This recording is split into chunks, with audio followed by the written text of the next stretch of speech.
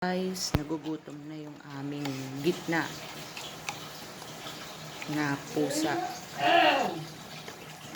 Lalagay ako ng wet food. Yan. Actually, konti lang talaga yan. Lagay ako. Inaano ko na kasi parang puro taba yung nasa ibabaw.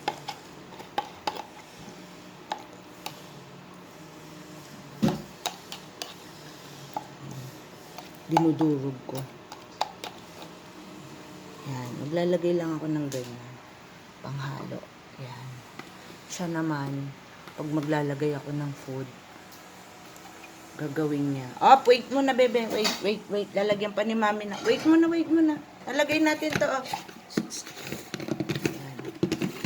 Tapos niya nalantakan. Tapos maglalagay ako ng dry food. Yan. Ayan lang yung takal ko. Pero siya, pag ganyan, tinitingnan niya na yung mga kapatid niya, hinahanap niya. Eh, nakain ka na. Sit. Oo, sit na, Yoda. No, sit. Wait mo na. Wait. Shh, no. O, tuwagin mo si kuya doon. Wait muna. Yan, mamadali. Sit. Sit muna. Very good. Sit, oh. Asan na si kuya, Xiaoming? Oh, you eat ka na. Sige na, nahanap niya yung kuya niya. Tinatawag niya yung kuya niya. Oo, ayun na. Tatawagin na natin si kuya. Kain ka na dyan. Tapos, isa naman. Ito ang aming bunso. Yan, bunso namin yan. Lagyan ko na siya. Yung aming panganay na pusa. Lagyan ko rin yan. Hinahanap nila yung kuya. Tumitingin dun sa may pinto. Xiaoming! Tatawagin natin yung isa. Ang pangalan. Asan si kuya, be? Yoda!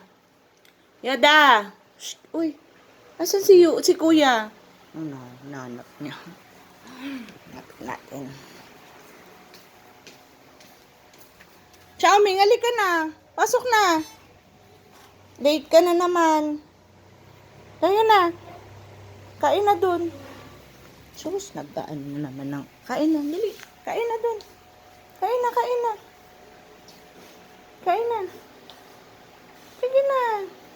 Kain na pa. Ayaw mong pagkain? Oo, pinanabunsuan. Yan. Kain na. Sige na.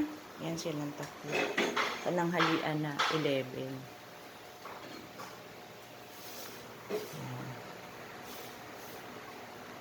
Yan silang tatlo.